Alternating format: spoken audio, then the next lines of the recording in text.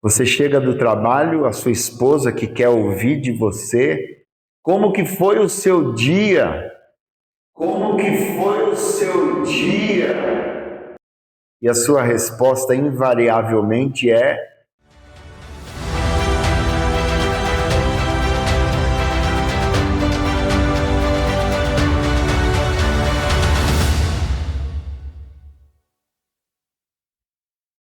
olá, tudo bem aí com você? Prontos para mais uma reflexão do nosso canal Meditar? Se você é novo por aqui, já quero pedir para você fazer a sua inscrição no nosso canal, ativar o sininho para receber as notificações, deixar o seu like ou o seu dislike, não tem problema. Deixa um comentário também do que você achou desse vídeo, se ele falou com você, se abençoa a sua vida. E compartilha com alguém. Seus grupos de WhatsApp, Facebook, Instagram, nas suas redes sociais. Compartilha com seus amigos, com a sua família, para abençoar o maior número possível de pessoas com essa reflexão que nós vamos fazer agora. Eu tenho ministrado um curso aqui na nossa igreja chamado Quebrando o Silêncio. E ele parte da reflexão de dois livros, O Silêncio de Adão, de Larry Crabb, e O Homem Completo, de Larry Titus. E é um assunto interessante, principalmente para nós homens. Vou falar uma cena aqui, ver se você se identifica com ela de alguma forma. Aconteceu de você, fora do seu ambiente familiar, fora da sua casa, você ser reconhecido, quer seja no seu trabalho, no seu ministério, aconselhamentos, relacionamentos com amigos. Você é conhecido como o cara que tem a palavra certa, que todos querem estar perto, querem estar do lado, porque você tem uma palavra, um conselho bom, uma palavra amiga, você é um bom ouvinte. E as pessoas até chegam a te elogiar por isso. Puxa, o fulano de tal é um cara tão sábio, tão um bom ouvinte, sempre tem um conselho, muitas vezes pautado na Bíblia, a palavra de Deus. Conselho bom é uma pessoa que eu quero sempre estar do lado. E aí você é tido lá fora como uma referência de alguém que é bom amigo, bom conselheiro, que ouve as pessoas com atenção. E essa é a sua marca lá fora. Porém, quando você chega na sua casa, no convívio da sua família, da sua esposa, dos seus filhos, que convenhamos, são as pessoas que você mais ama, não são? E aí, quando você chega na sua casa, você se cala, você emudece. Você chega do trabalho, a sua esposa que quer ouvir de você como que foi o seu dia, e a sua resposta invariavelmente é: foi bom, foi bom. Não, mas me fala mais, o que aconteceu? Você tinha aquela reunião importante, era hoje, não era? Como é que foi? Foi boa, foi legal. E no nosso ambiente familiar, nós nos calamos, nós nos omitimos. Você se identifica com esse quadro, com esse panorama? Eu, por muito tempo, me identifiquei. E aí, quando a gente começa a estudar um pouco a fundo, por que isso acontece? A gente chega, talvez, no cerne do problema e entende que ele começou lá no Éden, com Adão. Faz tempo. Por isso que o livro chama O Silêncio de Adão. E o curso que nós desenvolvemos chama-se Quebrando o Silêncio, para que os homens entendam que isso é uma herança, é um DNA adâmico, que faz parte da nossa natureza e que precisa de alguma forma ser combatida, porque Deus já nos deu a receita para isso.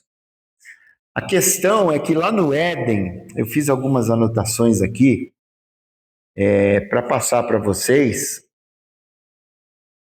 e a questão que acontece no Éden, que o Larry Crabb identifica de uma maneira muito sábia, A gente tem a tendência, como homens, dizer que a culpa do pecado no Éden foi de Eva. Foi ela que foi enganada pela serpente, ela que comeu o fruto. Ah, essas mulheres. Porém, eu tenho uma notícia um pouco desagradável para você, meu amigo, meu irmão, se você é um desses que pensa dessa forma. Larry Crabb, no seu livro Silêncio de Adão, ele prova por A mais B, estudando palavras no hebraico, ele prova por A mais B, que no momento que a serpente estava tentando Eva, falando para ela, coma, você vai ser igual a Deus quando você comer desse fruto. Larry Crabb defende e prova na Bíblia que Adão, neste exato momento, estava ao lado de Eva.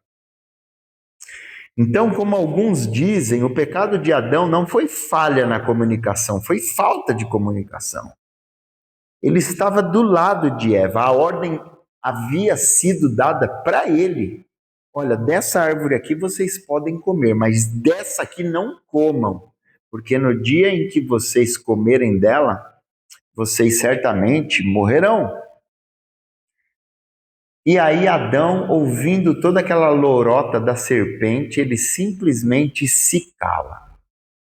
E com essa atitude, Adão passa para sua descendência, nós homens, esse DNA da omissão, de nos calarmos quando devemos falar. E a gente começa a entender, através da narrativa da criação, que Deus trouxe ordem ao caos falando. Deus deu vida, Deus deu forma, Deus estabeleceu coisas através de sua palavra criativa. E entendamos que o homem é criado à imagem e semelhança de Deus. Ou seja, essa palavra que, quando verbalizada, gera coisas, cria coisas, ela está dentro de nós. Porém, nós herdamos de Adão o silêncio, essa omissão. E a gente começa a entender que tem uma realidade aí que a gente precisa levar em conta, que é a realidade de que Deus transforma o deserto, o caos que havia na terra, em paraíso quando ele fala.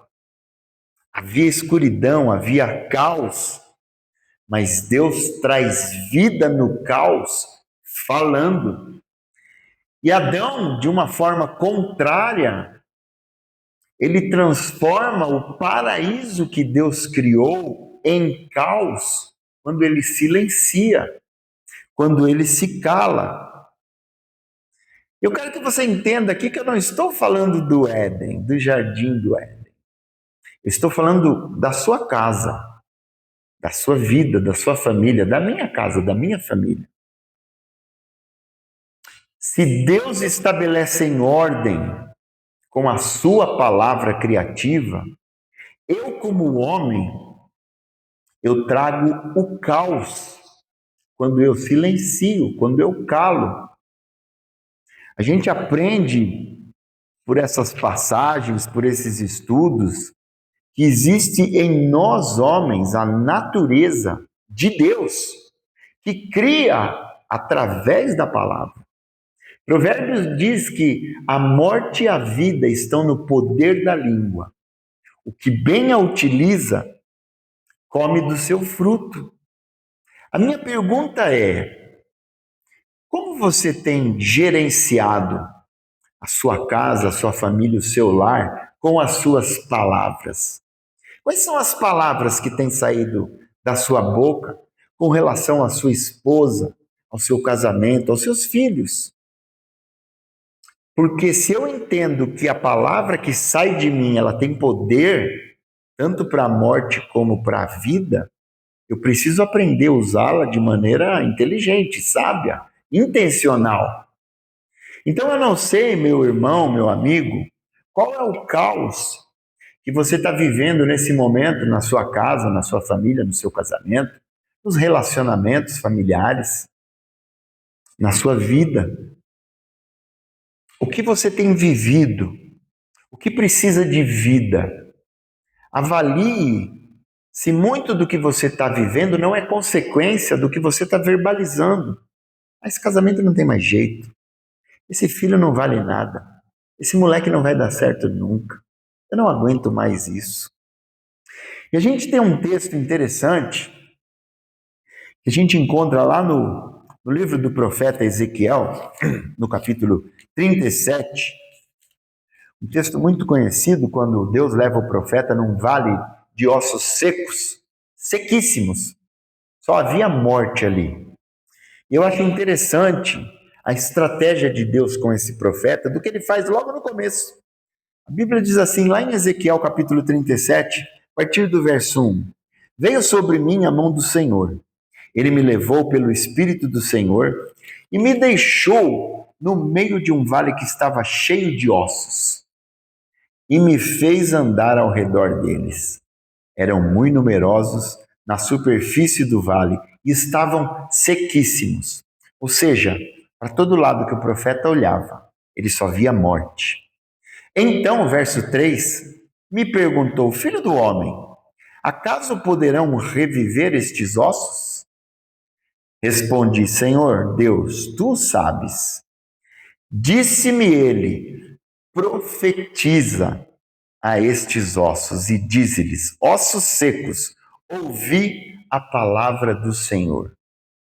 4 versículos que ensinam tanta coisa para gente. Eu quero que você faça uma aplicação disso que eu vou tentar ilustrar agora com algum caos que você esteja vivendo na sua vida. Qual área da sua vida que está morta?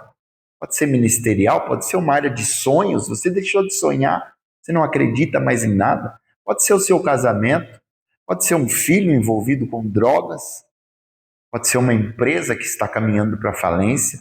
Qual área da sua vida que você vê morte?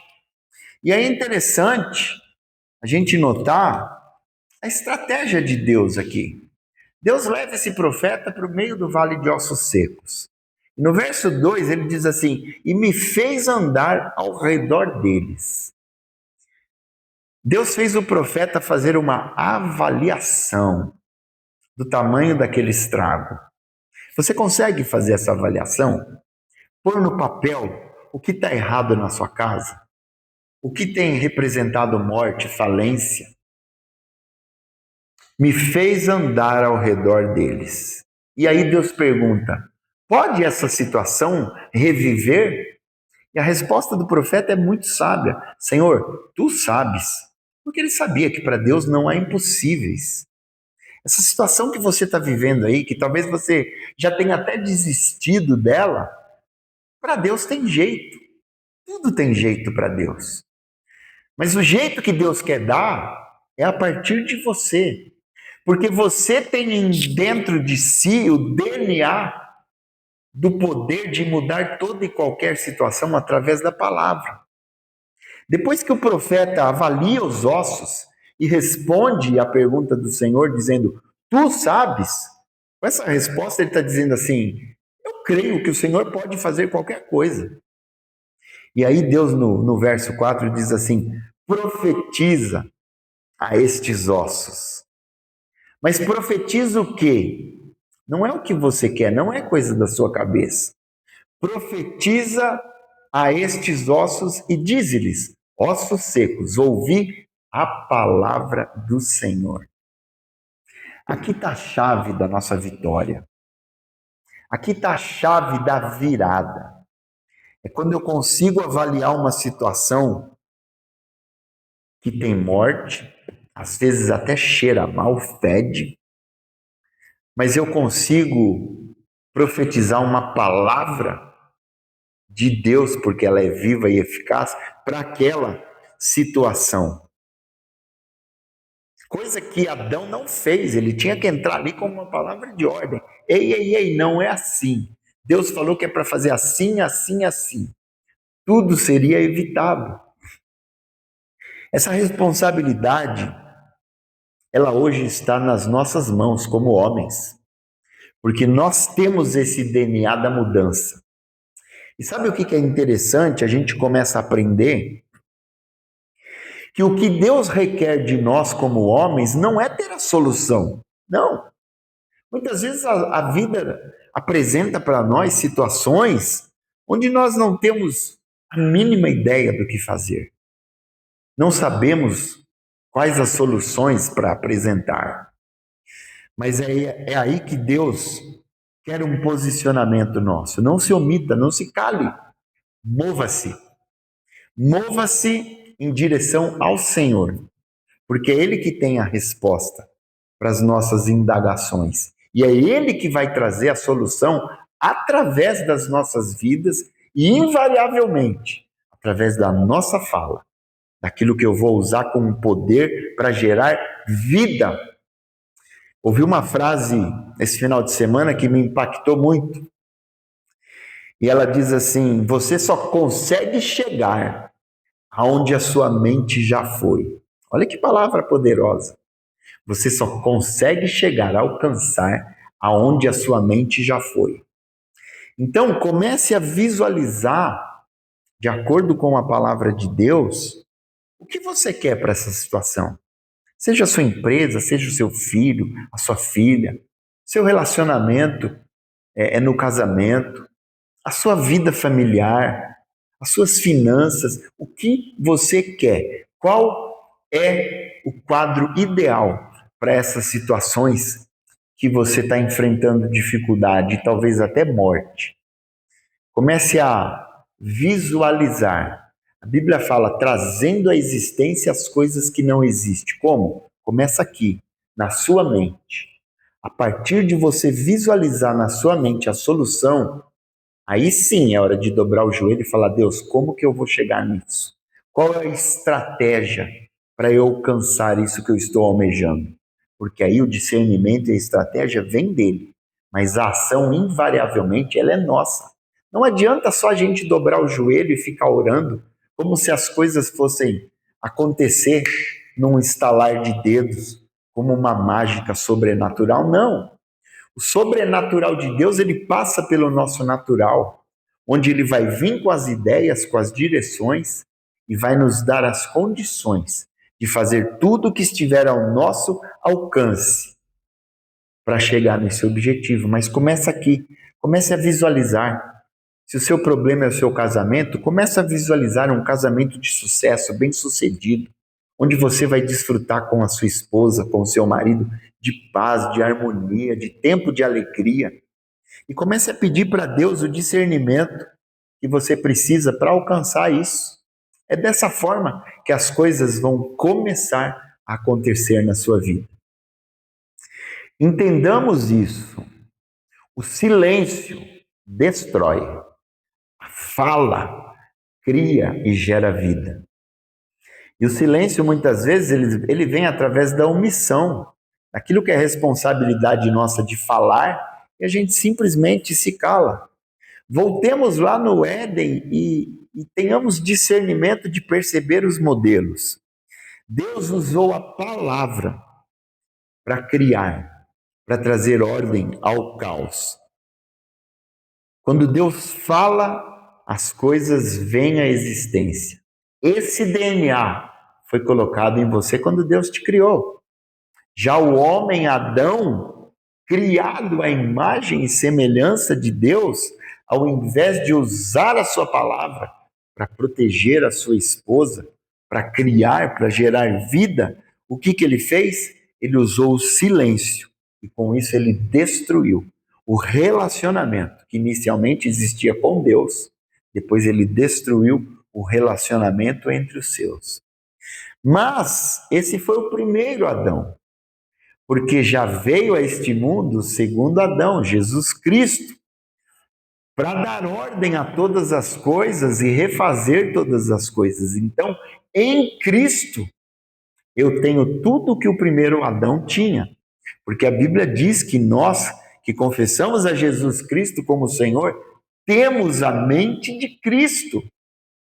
Então, meu irmão, minha irmã, tudo o que você precisa para sair desse cenário de caos, você já tem.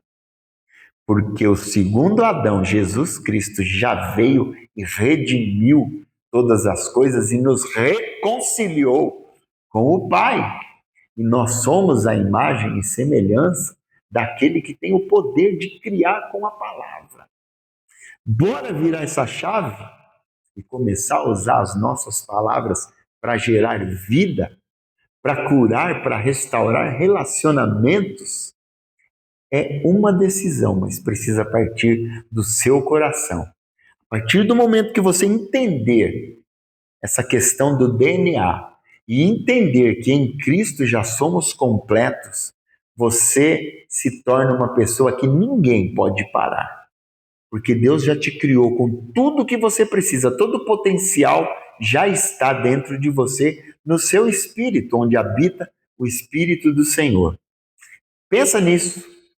Use a sua boca para verbalizar vida e traga a ordem ao caos, seja ele qual for que você esteja vivendo.